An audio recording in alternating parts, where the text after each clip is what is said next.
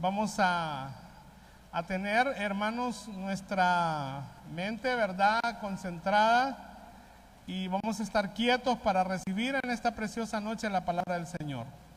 Quiero que leamos, que comencemos leyendo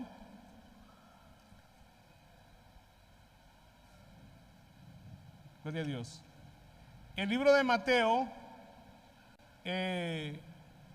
27, capítulo 27, verso 45 hasta el verso 51.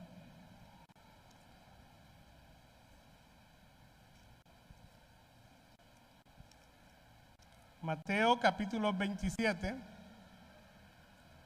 el verso 45 hasta el 51. Gloria a Dios.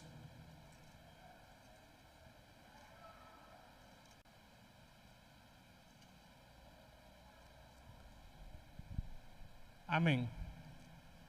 ¿Listos? Leemos la palabra del Señor para la gloria del Padre, del Hijo y del Espíritu Santo. Nos dice Mateo: y desde la hora sexta hubo tinieblas sobre la tierra hasta la hora novena. Cerca de la hora novena, Jesús clamó a gran voz diciendo: Elí, Elí, lama sabactani. Esto es: Dios mío, ¿por qué me has desamparado? Algunos de los que estaban allí decían al oírlo: a Elías llama este. Y al instante, corriendo uno de ellos, tomó una esponja y la empapó de vinagre, y poniéndola en una caña le dio a beber. Pero los otros decían: veamos si viene Elías a librarle. Mas Jesús, habiendo otra vez clamado a gran voz, entregó el Espíritu. Y he aquí el velo del templo se rasgó en dos, de arriba a abajo, y la tierra tembló y las rocas se partieron. Quiero que cierre sus ojos por un momento, así como está. Vamos a hacer una breve oración. Señor, en esta maravillosa noche que nos has permitido alabarte, ofrendarte, glorificarte, queremos también, oh Dios, recibir tu palabra.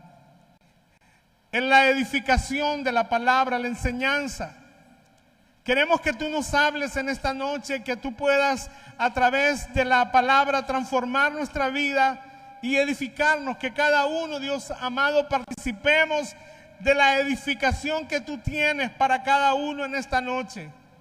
Que cada uno de nosotros estemos receptivos, que nuestro espíritu, Señor, esté receptivo, esté sensible a tu espíritu, para ser, oh Dios, transformados y bendecidos, porque eso es lo que tú quieres hacer cuando tu pueblo se reúne para adorarte. Tú quieres enviar, dice la palabra, bendición y vida eterna. Gracias por este tiempo, gracias por esta noche. Queremos que seas tú, Dios amado, que obres en esta noche sobre nuestra vida, que nuestros oídos se vuelvan sensibles y que nuestros corazones, Señor, no oigan pesadamente tu palabra, sino que la atesoremos, que la valoremos, porque siempre que tu palabra es expuesta, es que tú nos hablas, oh Dios. Gracias en esta noche, bendigo a tu pueblo en el nombre poderoso de Jesús. Amén. Gloria al Señor. Quiero compartir con ustedes el tema: el velo del templo se rasgó en dos. El velo del templo. Quiero decirles que en el templo, Israel construyó varios templos, ¿verdad? Primero tuvieron un tabernáculo, que era una tienda, y luego Salomón construyó su primer templo, y luego Zorobabel construyó el segundo templo, y un tercer templo fue construido por Herodes, que este fue destruido aproximadamente en el año 70 después de Cristo. Actualmente Israel no tiene templo, ¿verdad? Desde el año 70 hasta nuestros días, Israel no tiene un templo. El templo tenía dos cortinas. Una cortina que era en la entrada, o un velo, como le llama la Reina Valera, y tenía este velo que era la entrada al lugar santo, y tenía otro velo más que era en la entrada del lugar santísimo. En la lectura que vamos a leer vamos a tener algo más de información. Ahora bien, dice la Escritura que cuando Jesús fue crucificado, leíamos en Mateo 27, que estando en la cruz el Señor nos dice que Él exclamó, Él gritó, dice otra versión, Él gritó en alta voz, ¿verdad? Y por lo que se nos dice, Él habló en arameo, y por lo que se nos dice, las personas que escuchaban, que estaban ahí, no hablaban arameo, no entendían el arameo, y ellos decían, a Elí llama. Otros decían, esperemos a ver si viene a librarle. Pero realmente lo que él dijo es, Padre mío, ¿por qué me has desamparado? Y dice la Biblia que una segunda vez gritó y luego murió. Y dice la Escritura que cuando Jesús entregó su espíritu, el velo del templo se rasgó de arriba abajo, en dos. Lucas dice por mitad. Y la tierra tembló, dice la Biblia, y las piedras se quebraron. Y más adelante dice, y las tumbas de muchos fueron abiertos, y muchos de los santos que habían muerto fueron resucitados. Un acontecimiento como una señal, una confirmación de que Jesús, ¿verdad?, es el Hijo de Dios. Ahora bien, muchas veces nosotros leemos la palabra del Señor y hemos leído que el velo del templo se rasgó, pero ¿qué implicaciones tiene el hecho de que el velo del templo se haya rasgado para el tiempo de Jesús y para nuestro tiempo y para todos los tiempos? ¿Realmente es importante? ¿Fue un error o simplemente es un adorno ahí en la lectura? ¿O realmente tiene una implicación profunda que puede bendecir nuestras vidas? Eso es lo que vamos a estudiar en esta noche. Déjeme decirle que el velo del templo era simbólico. Durante todos los años desde que se instauró el tabernáculo hasta el tiempo en que Jesús expiró, ese velo siempre fue un simbolismo y fue representativo de varias realidades. En el libro de Éxodo vamos a leer capítulo 26, verso 31 al 33. El Señor le mostró el diseño, ¿verdad?, a Moisés, cómo debía ser el tabernáculo, y por supuesto Moisés lo transmitió a las personas que lo iban a edificar tal como el Señor le había mostrado. Entonces el Señor le dijo, también harás un velo de azul, ¿verdad?, púrpura y carmesí, es decir, azul, nosotros decimos morado, y también carmesí es rojo, ¿verdad? Y lino torcido. Será hecho de obra primorosa con querubines. Y lo pondrás sobre 4 columnas de madera de acacia cubiertas de oro, sus capiteles de oro sobre basas de plata.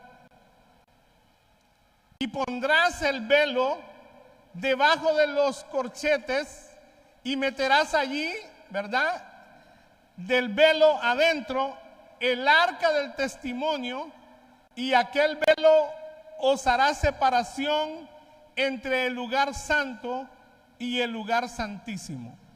Este velo, ¿verdad?, fue colocado entre el lugar santo y el lugar santísimo. Es decir, el tabernáculo estaba distribuido en 2 habitaciones. La primera, donde entraban todos los sacerdotes, llamado lugar santo, y luego el lugar santísimo, donde la presencia del Señor descendía en la nube, ¿verdad? Hasta ese lugar. La gloria de Dios, como muchas veces decimos, la gloria chequina del Señor descendía a esa habitación que estaba, ¿verdad? Al fondo del tabernáculo inicialmente. Luego Salomón hizo el templo con el mismo diseño del tabernáculo. Todos los templos fueron diseñados con las medidas que el Señor había mostrado. Ahora bien, este velo no era simplemente una cortina. ¿Por qué Dios no usó una puerta? ¿Por qué el Señor no estableció algo más? ¿Por qué incluso la Biblia dice que este velo debía construirse con mucho arte y mucha delicadeza, y nos describe los colores, las figuras que contenía, y al mismo tiempo hace entender que era algo muy llamativo? Es decir, porque era un símbolo, era algo representativo en el cual el pueblo debía de fijar sus ojos.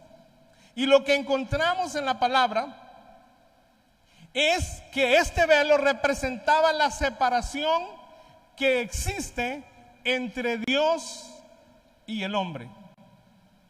El hombre, cuando cayó en el huerto de Edén por el pecado de Adán, dice la Biblia que está separado de Dios. Romanos dice que está destituido de la gloria de Dios. Y este velo venía a representar esa separación entre Dios y el hombre. También este velo era una representación del verdadero velo, que habría de ser rasgado. En el libro de Hebreos, capítulo 10, verso 20, nos habla y dice: por el camino nuevo y vivo que Él nos abrió a través del velo, esto es, de su carne.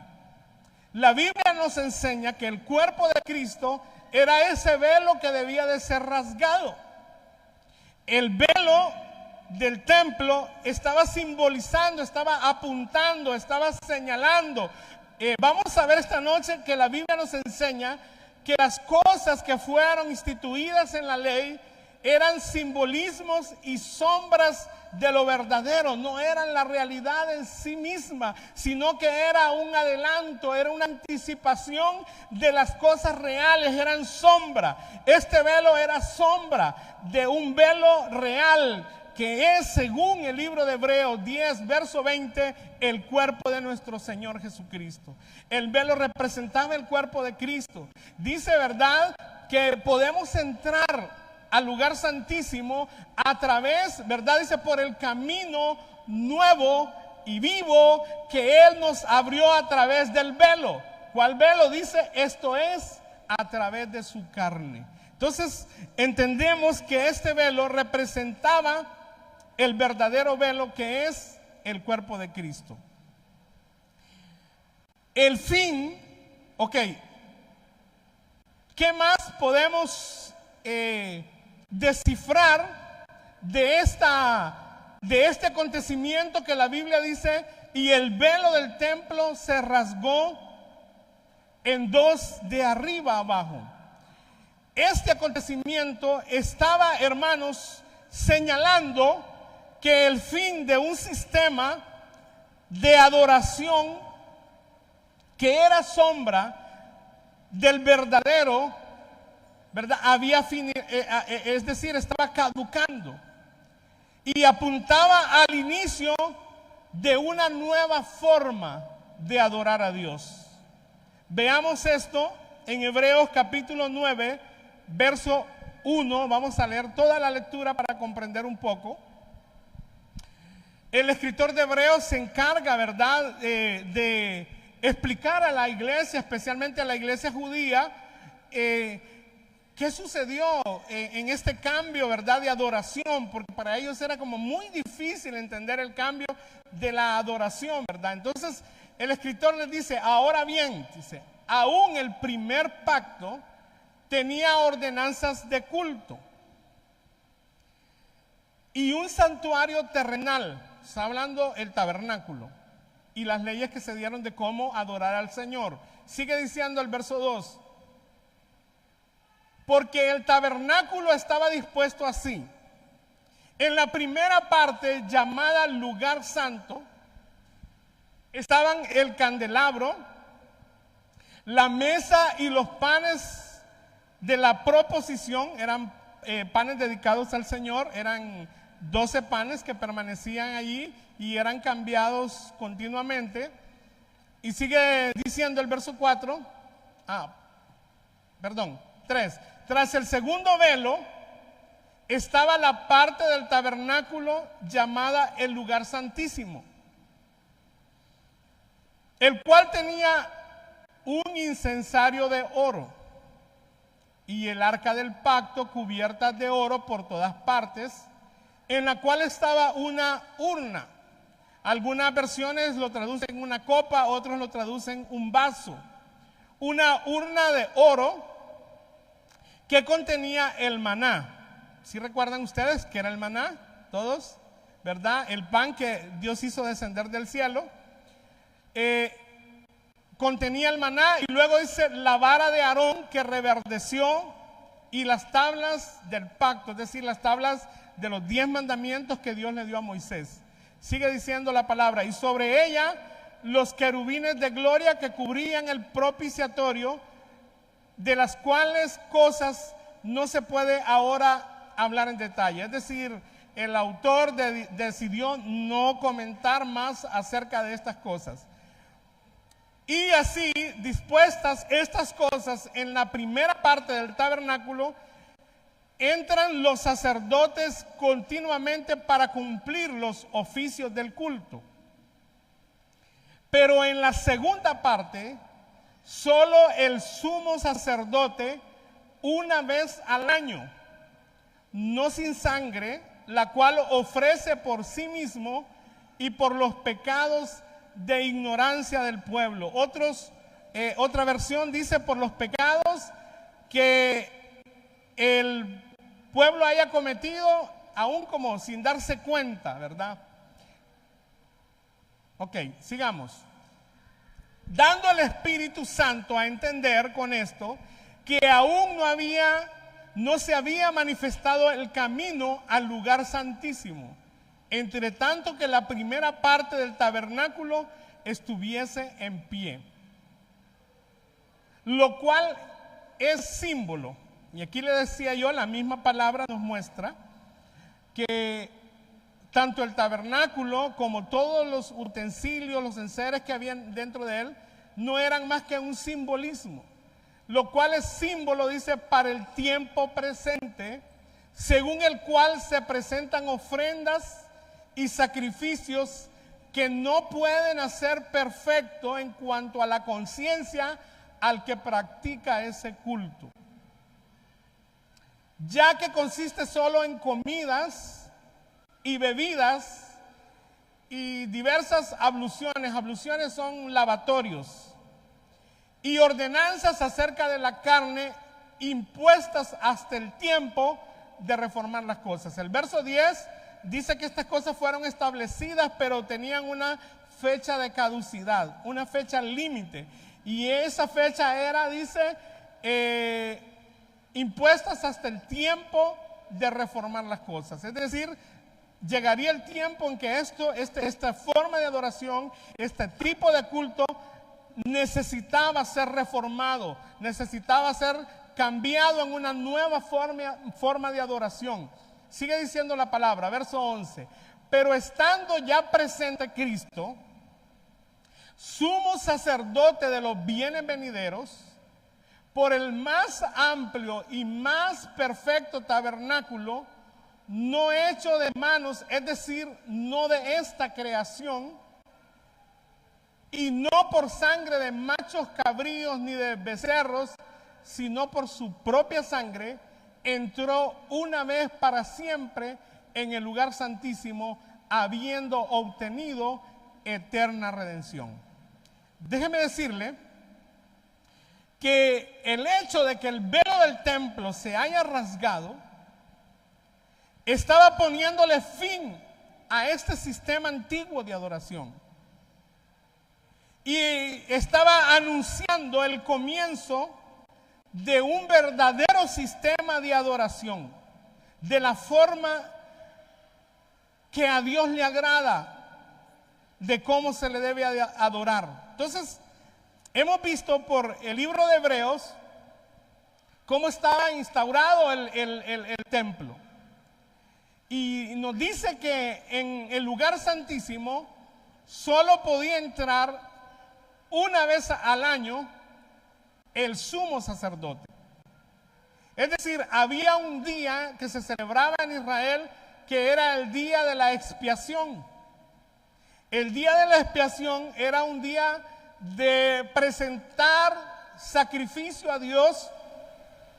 Normalmente en la primera parte, en el lugar santo, se ofrecían ofrendas diarias. Era común que todas las tardes se sacrificara, algunos dicen que era a las 3 de la tarde o la hora novena, se sacrificara un becerro por los pecados del pueblo. Entonces era cotidiano, pero había una oportunidad una vez al año donde el pueblo podía arrepentirse de todos sus pecados y podía venir al templo, al tabernáculo y luego al templo para que Dios les perdonase sus pecados, todos los pecados que habían cometido en ese año.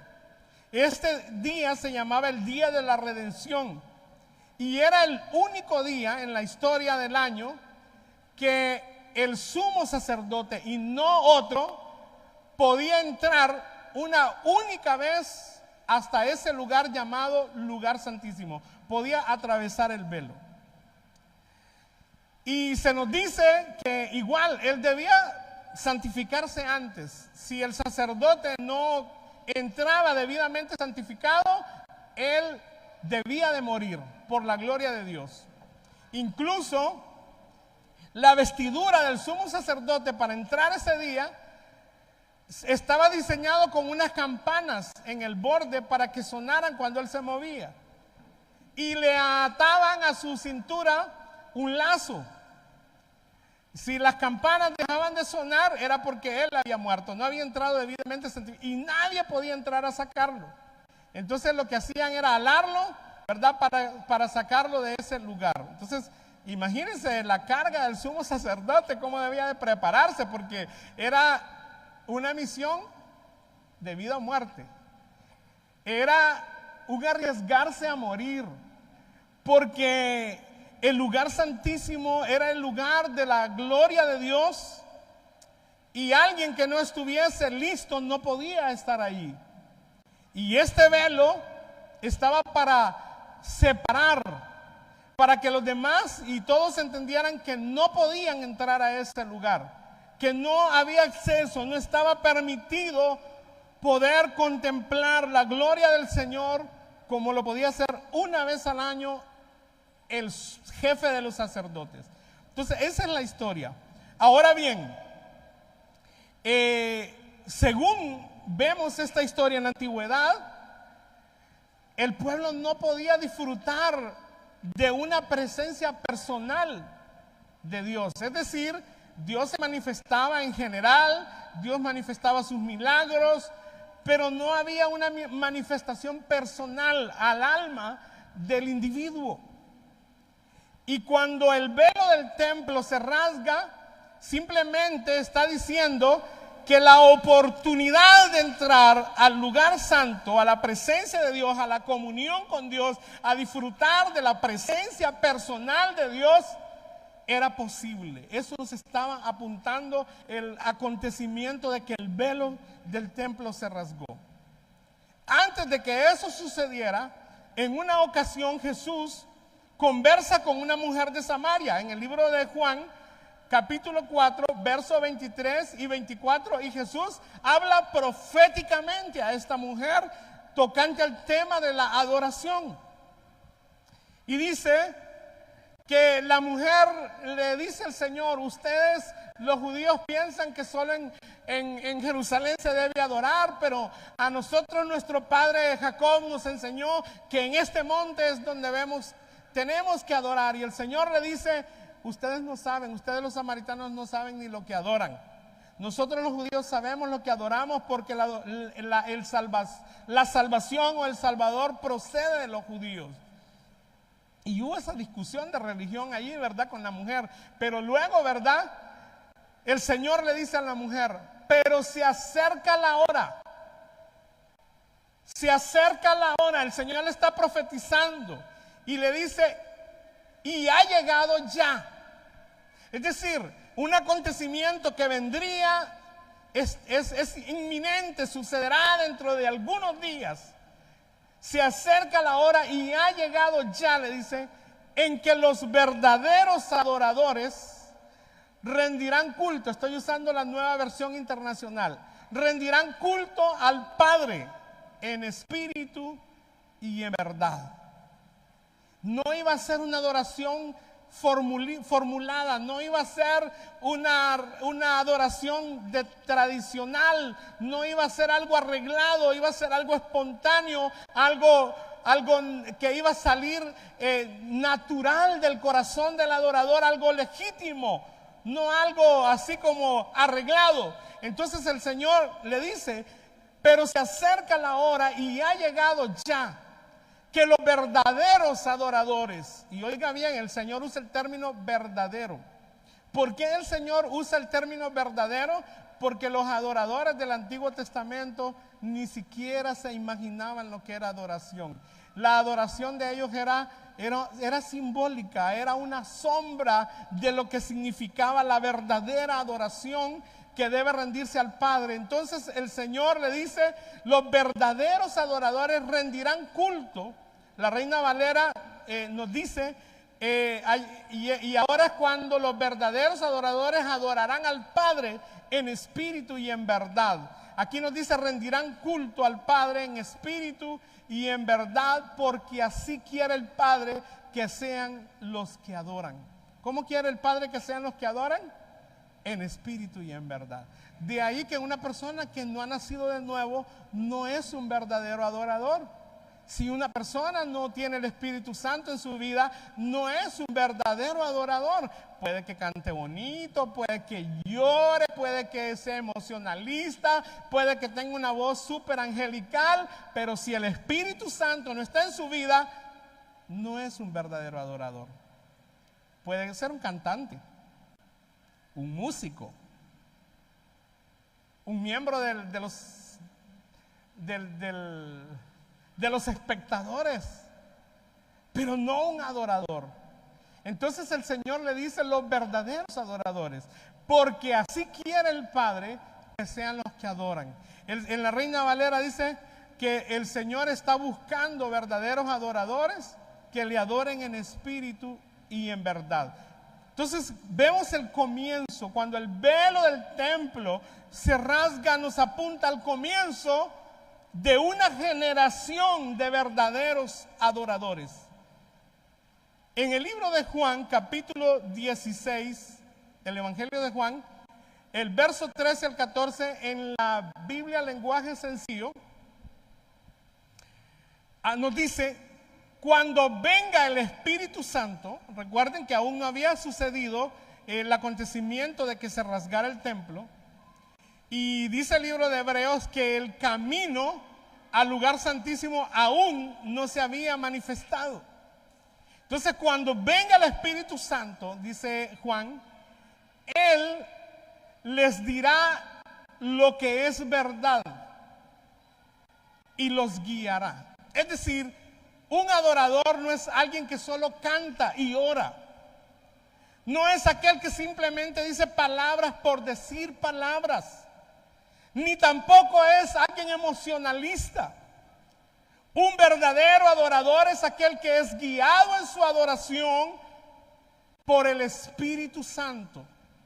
Y Él le muestra la verdadera adoración, la verdadera forma de adorar.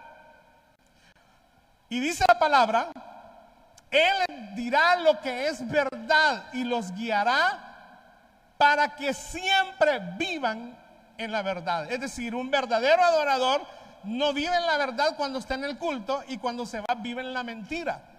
Un verdadero adorador no tiene doble cara. Un verdadero adorador no es un ángel en la iglesia y ya sabe qué, afuera.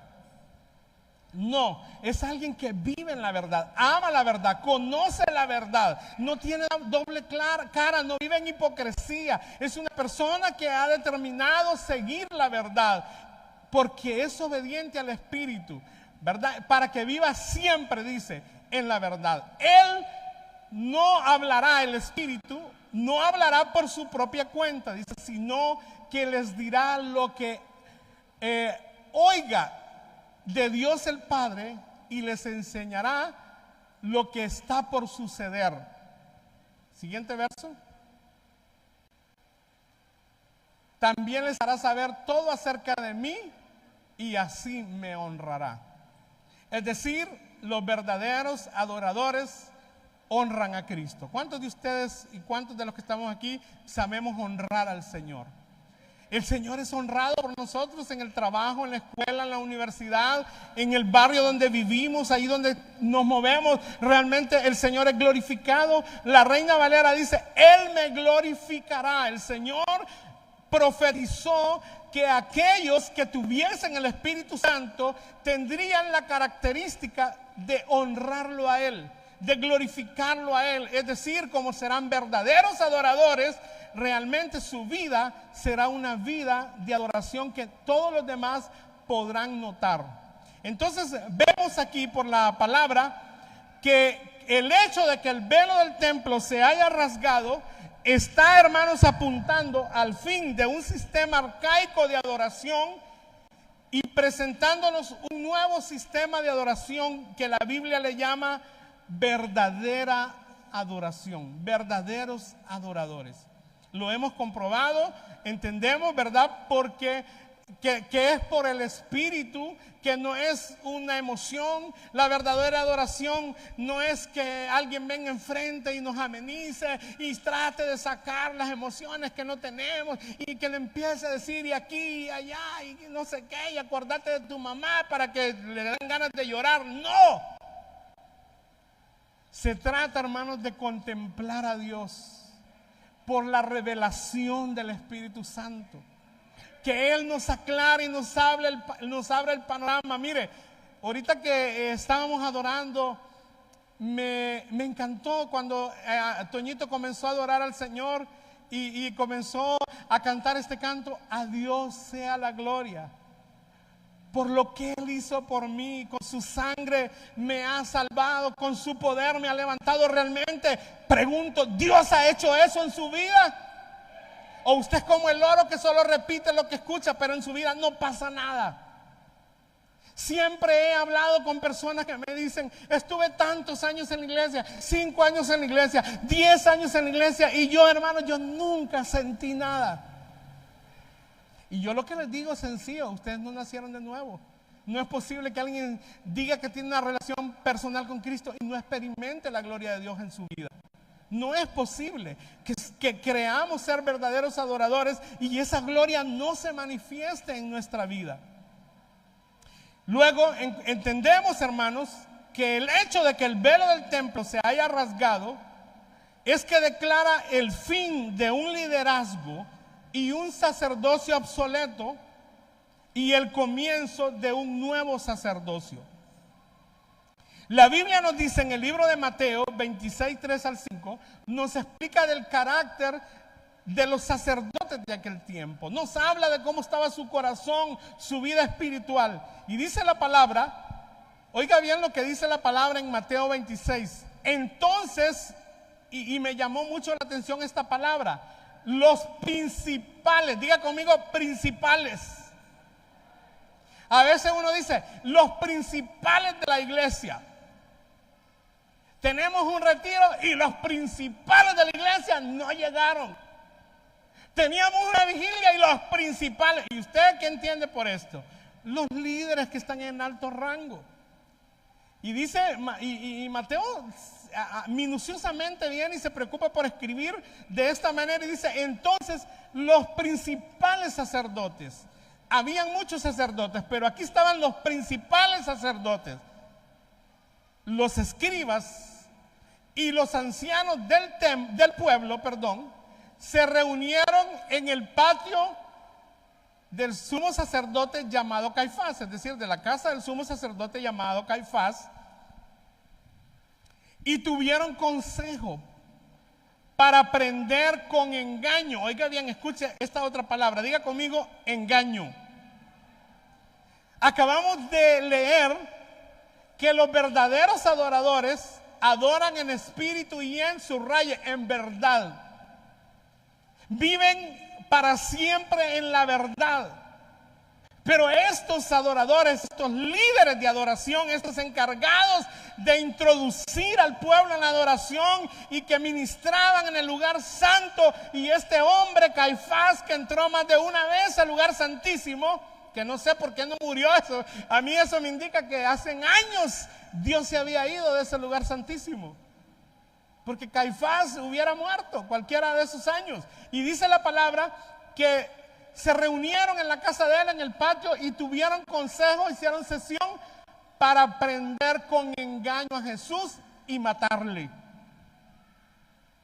Los líderes, aquellos a quienes se les confió la ley y a quienes se les instruyó a guiar al pueblo en santidad, el corazón de estos hombres estaba pero tan lejos de ser verdaderos adoradores y tan perdidos que la Biblia dice que usaron el engaño para capturar a Jesús y para matarle. En el corazón de ellos estaba asesinar al Señor. Si bien es cierto, Dios había determinado que Jesús debía morir, pero parece mentira que los principales religiosos, los que se suponía que estaban más cerca de Dios, eran los que iban a cumplir la sentencia del Señor, del Padre, en que su hijo muriera. Es tremendo esto. Uno podía decir que iban a ser los delincuentes, los malhechores de Israel, pero no fue así. Se nos aclara, ¿verdad? Y sigue diciendo el verso 5, pero decían, o sea, que lo capturaran, pero no durante la fiesta, para que no se haga alboroto en el pueblo. O sea, actuaron de una forma sagaz.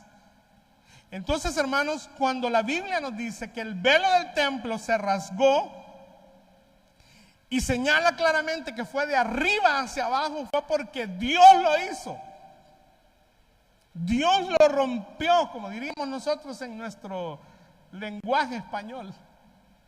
Dios lo desgarró desde arriba hacia abajo y lo dividió en dos, poniéndole fin a un sacerdocio inútil, a un liderazgo que ya no era un liderazgo espiritual. Y luego Dios establece un nuevo liderazgo en el pueblo, un nuevo sacerdocio. Veamos lo que nos dice la versión TLA en el capítulo 10 de Hebreos, verso 1 al 14. Nos dice, la ley de Moisés era solo una muestra de lo bueno que Dios nos iba a dar. Quiero que lea bien conmigo esto. Dice, la ley de Moisés era solo una muestra de lo bueno que Dios nos iba a dar.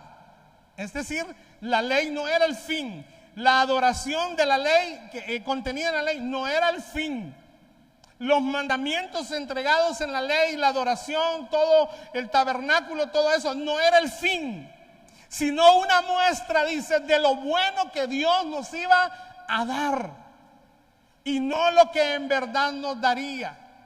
Por eso dice la ley, nunca puede hacer perfectos a los que cada año, es decir, a los que en el día de la redención, en el día, ¿verdad?, que se ofrece el sacrificio para ser redimidos, cada año, nunca puede hacer perfectos a los que cada año van al santuario a ofrecer a Dios los mismos sacrificios de siempre.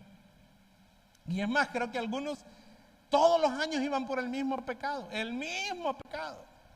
Como la anécdota que cuento yo siempre aquí, ¿verdad? El hermanito que venía al altar y siempre estaba: Señor, quítame las telas de araña, quítame, te lo pido, Señor. Y lloraba amargamente para que el Señor, y el que dirigía el culto siempre lo observaba. Y él: quítame las telas de araña. Y un buen día el hermano se molestó, el director, y viene y le dice: hermano, ¿por qué no le dice al Señor que le mate esa araña y ya deja de estar viniendo a llorar tanto aquí? Le dice. Porque el mismo pecado, todo el tiempo llorando por el mismo pecado, nunca pudo vencer esa debilidad, nunca se fortaleció en fe, nunca el poder de Dios se perfeccionó en esa debilidad. Y así pasaba en Israel, el mismo pecado todos los años, ¿verdad? Dice la Biblia: van al santuario a ofrecer a Dios los mismos sacrificios de siempre. Y sigue diciendo el verso 2. Si en verdad la ley pudiera quitarles el pecado, no se sentirían culpables y dejarían de ofrecer sacrificios a Dios. Pero sucede lo contrario. Cada año, cuando ofrecen esos sacrificios, lo único que logran es recordar sus pecados. Y es que esto es cierto, hermano. Cuando una persona ha pecado y no se arrepiente verdaderamente, el recuerdo siempre le atormentará. De ahí que analicemos nuestra vida. Si el pasado todavía nos pisotea, es posible que necesitamos arrepentirnos verdaderamente. En el Salmo 51 David declara y dice: porque mi pecado está siempre delante de mí, contra ti y solo contra ti he pecado. David tenía más de un año de haber pecado y no se había arrepentido. Es más, existe un falso arrepentimiento, el arrepentimiento de cuando lo descubren. Todo hombre se arrepiente cuando la mujer lo descubre que le está pagando mal. ¡Ay, perdóname, mi amor, yo no lo quería hacer! No es arrepentimiento, es que lo descubrieron. Si no lo hubieran descubierto, seguiría igual. ¡Ay, pequé, hermano, pequé! Dice: ¿qué le pasa? Estoy embarazada. Si no hubiera salido embarazada, seguiría en su pecado. Pero el problema no es arrepentimiento, es que lo descubrieron. Como me dijo una vez un catedrático: no es malo chepear, malo es que te descubran chepeando. Entonces muchas veces lo que pasa con la gente, como lo descubrieron, se acabó la libertad de pecar, pero en el fondo sigue siendo el mismo, no se ha arrepentido, no ha habido arrepentimiento. Y esto pasaba con esta gente. Iban, hacían la ofrenda, pero la culpa no se quitaba. Exteriormente eran limpios, pero interiormente la culpa la cargaban siempre. Sigue diciendo la palabra: porque la sangre de los toros y de los chivos que se sacrifican no puede quitar los pecados. Por eso, cuando Cristo vino a este mundo, le dijo a Dios: tú no pides sacrificios a cambio de tu perdón, por eso me has dado un cuerpo. ¿Recuerda qué es el cuerpo? ¿Qué enseñé que es el cuerpo, iglesia? ¿Qué es el verdadero? Hola, ¿verdadero qué? Verdadero velo. No estamos en clase. El verdadero velo. No, en la cortina del tabernáculo apuntaba a este verdadero velo. Dice: por eso me has dado un cuerpo. El Señor se encarnó. Siendo Dios, tomó forma de hombre. Y sigue diciendo el verso 6.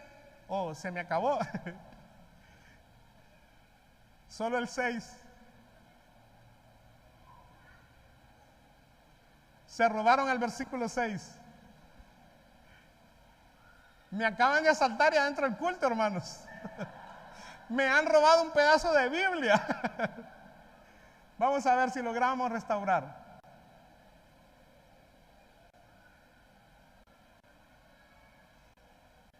Entonces vemos, hermanos, estamos hablando acerca de que el acontecimiento de que el velo se rasgara nos está apuntando del fin de un liderazgo espiritual, de un sacerdocio, y la colocación, el inicio de un nuevo sacerdocio.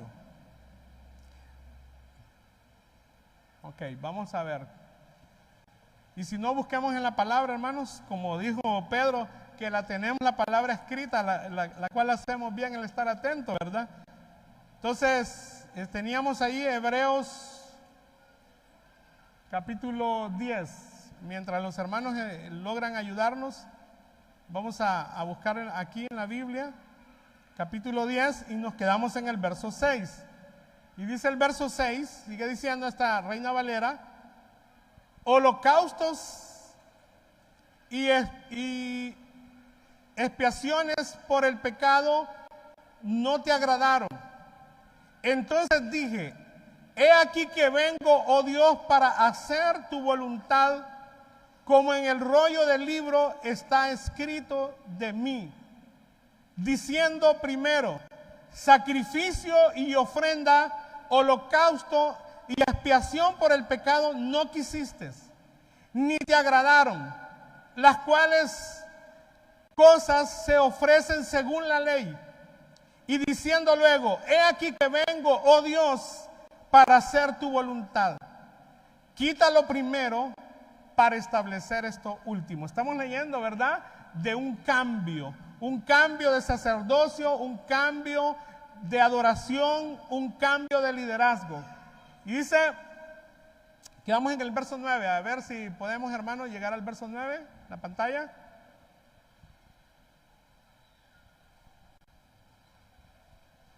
Después de eso, el Salmo dice que Cristo vino a cumplir la voluntad de Dios. Es decir, Cristo quitó aquellos sacrificios antiguos y estableció uno nuevo. Verso 10.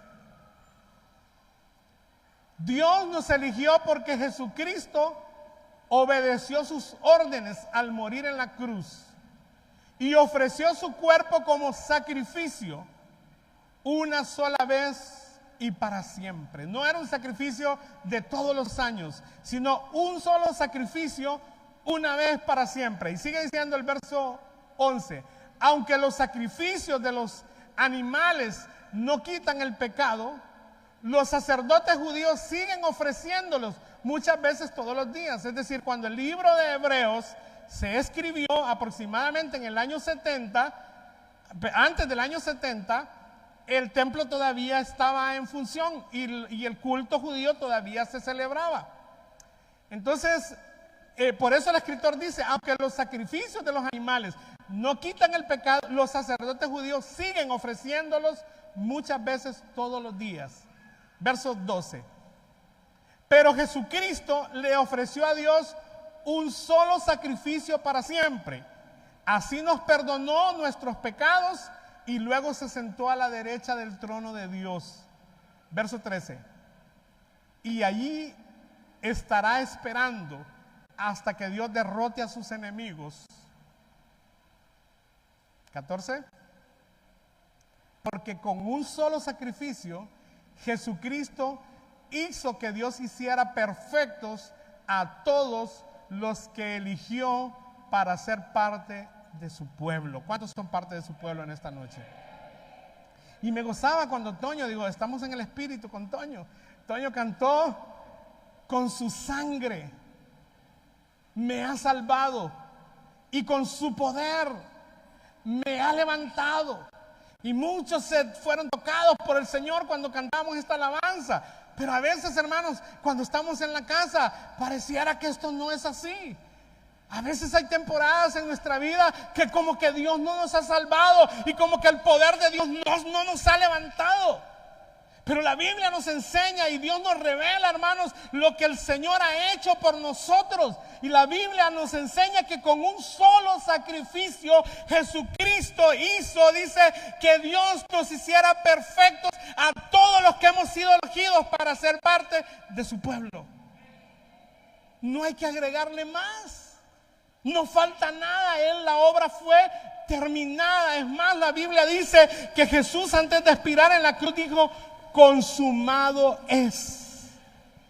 No falta agregar nada al sacrificio de Cristo. Solo necesitamos, hermanos, por la fe, acercarnos a Él y entender lo que Dios ha hecho por nosotros.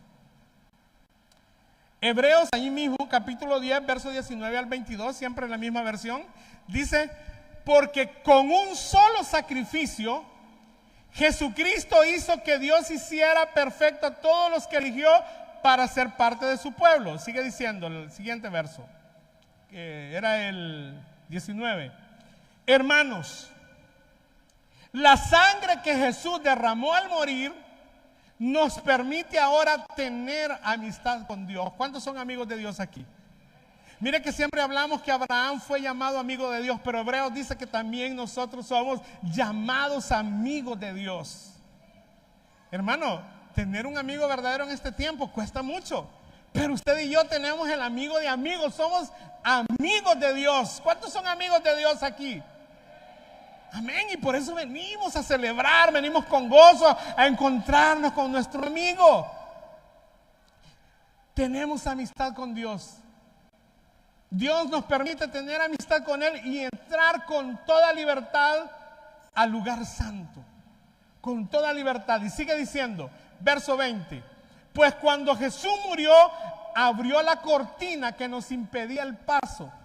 Pero ahora Jesús está vivo y por medio de Él podemos acercarnos a Dios de un modo nuevo y distinto.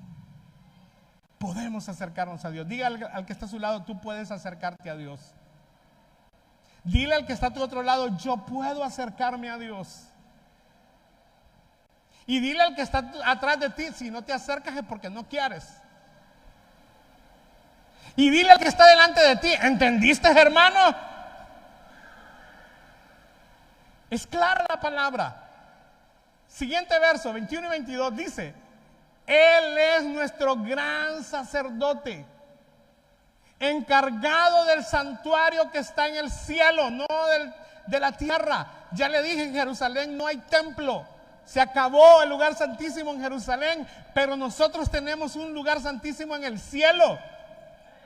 Y tenemos un gran sumo sacerdote llamado Jesucristo, según el orden de Melquisedec, dice la palabra, sumo sacerdote para siempre. Gloria al Señor. Y espéreme lo que le voy a decir. La palabra sumo sacerdote significa, o gran sacerdote, significa jefe de los sacerdotes. Significa que hay más sacerdotes, no solo él. No puede ser sumo si no hay otro. Por lo menos uno más debe existir para que él sea sumo. ¿Y quiénes creen ustedes que son los sacerdotes? ¿Quiénes son? ¿Quiénes son? ¿Quiénes? Nosotros, hermanos. Mire aquel grupo de bárbaros y pícaros, el Señor los quitó, los echó, los botó y restableció a hombres y mujeres que fuéramos sacerdotes y sacerdotisas en su casa, siendo Él nuestro sumo sacerdote. Aquellos sacerdotes no tenían derecho a entrar al lugar santísimo, pero nosotros junto con nuestro gran sumo sacerdote, 24 horas al día, podemos entrar al lugar santísimo. Gloria al Señor. Vea lo que dice versículo 22. Por eso, mantengamos una amistad sincera con Dios, teniendo la plena seguridad de que podemos confiar en Él, porque Cristo nos dejó limpios de pecado como si nos hubiese lavado con agua pura y ya estamos libres de culpa. En la antigüedad, ellos se lavaban, ellos hacían sacrificios, pero ellos salían pupurriendo el pecho, siempre se sentían culpables. Pero en Cristo, si tú te sientes culpable, es porque tú quieres vivir así. Si en Cristo la culpabilidad gobierna tu vida, posiblemente no estás en Cristo o no has entendido la revelación de lo que significa que el velo del templo se partió en dos. En Cristo el pueblo de Dios vive libre de toda culpabilidad. Amén. Somos felices realmente cuando la Biblia dice somos felices, y cuando el canto dice que somos felices, es porque somos felices. No hay culpabilidad en nosotros. No hay condenación, dice, para el que está en Cristo Jesús. Amén. Y luego tenemos un verso más, una lectura más para terminar. Primera de Pedro 2:5 al 9. 2:5 y 9, perdón. Primera de Pedro 2:5 y 9. Dice, vosotros también, como piedra viva, sed edificados como casa espiritual. Mira, hermano, los templos hay que hacerlos si son bonitos. y hay que procurar que sean bonitos. Pero Dios no está preocupado por este montón de hierro y de piedras. A Dios esto, podría yo decir sin desestimar, no le interesa tanto como le interesa tu vida, tu cuerpo. Porque tú y yo somos el templo del Señor ahora.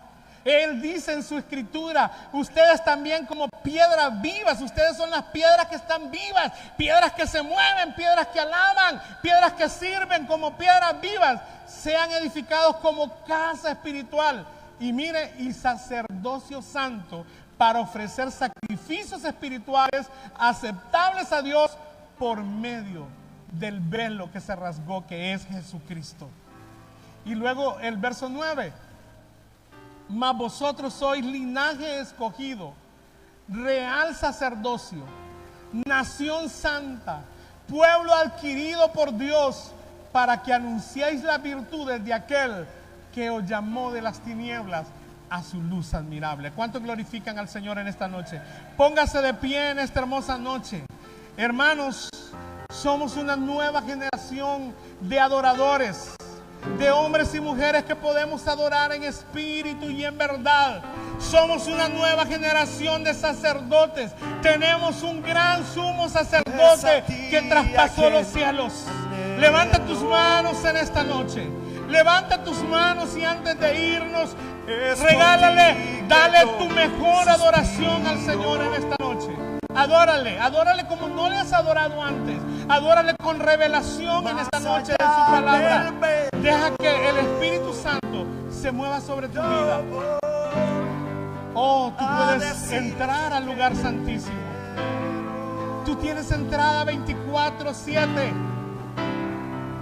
7 días a la semana, 24 horas puedes entrar a la presencia del Señor. Tú que hace tiempo has estado desanimado, no has experimentado la gloria de Dios. Tú que has descuidado tu comunión con el Señor. Te digo en esta noche, con una sola ofrenda, dice la palabra, hizo perfectos a los que son santificados, para que adoremos en espíritu y en verdad. Adora al Señor, iglesia. Atrae mi corazón. Dile a Él, dile al Señor, atráeme a este lugar santísimo. Atrae mi corazón. Oh Señor, introdúceme en tu cámara. Atrae mi corazón, Jesús. Me muero de amor por ti. Me muero de amor por ti. Dile al Señor, atrae mi corazón. Oh, sí, Señor. Atráenos, queremos ser esos verdaderos adoradores que dice tu palabra. Queremos adorarte en espíritu y en verdad. Queremos que nuestra vida, Señor, esté caracterizada por ser una vida que entra constantemente al lugar santísimo. La palabra nos enseña que el velo del templo se rasgó de arriba abajo,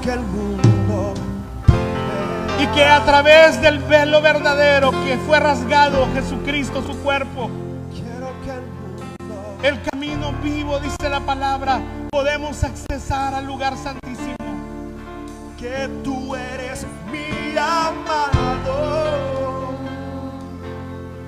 Jesús,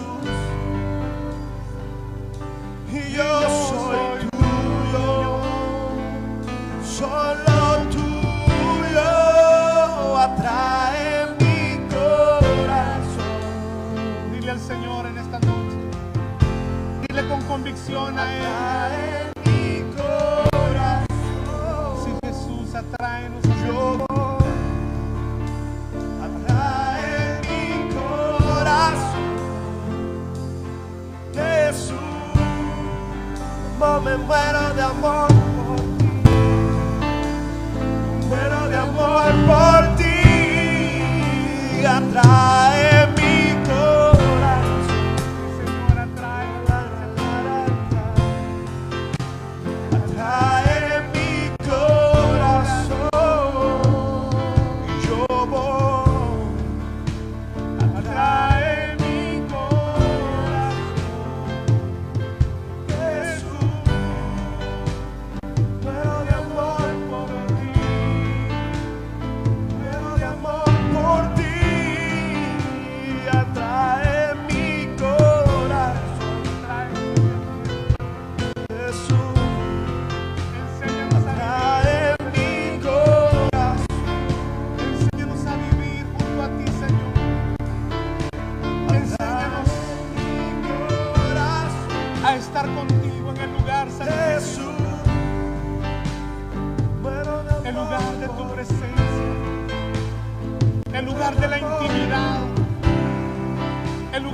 comunión, el lugar donde la unción pudre todo yugo, donde las cadenas son quebrantadas.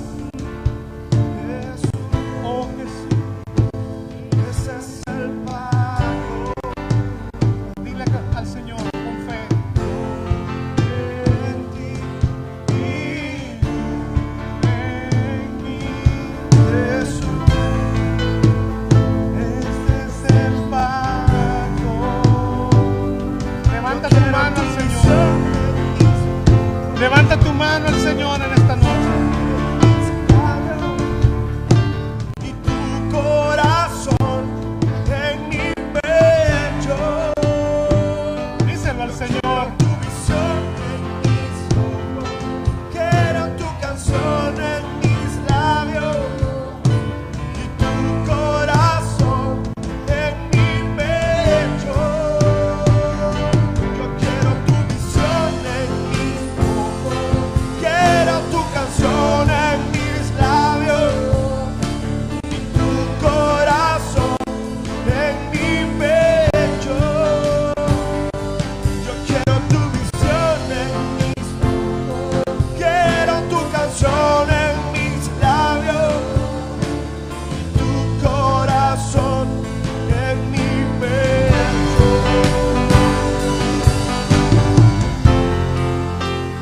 Aleluya. Señor, gracias por la obra que hiciste en la cruz. Porque tu palabra nos enseña, Señor, el poder de tu sacrificio, el poder de tu amor. Enséñanos a vivir conforme a esta revelación. Enséñanos, Señor, a vivir por la fe, por el entendimiento de lo que tú has hecho.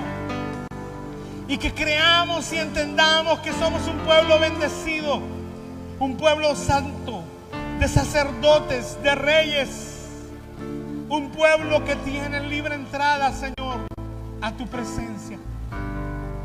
Quita la congoja de tu pueblo, Señor.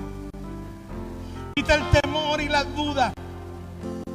Quita la frialdad de nosotros y enséñanos a vivir en el fuego de tu presencia, en el poder de tu amor, en la compañía tuya, Señor, en la comunión íntima contigo, Señor. Gracias. Agradecemos tu obra. Iglesia, agradece al Señor lo que hizo por ti. Agradece al Señor lo que Él ha hecho, una obra poderosa. Para siempre nadie podrá destruirla. Nadie podrá revocar lo que el Señor ha hecho en tu vida y en mi vida. Y ese es un motivo alto para servir al Señor. Dele un fuerte aplauso al Señor en esta noche. Gloria al Señor.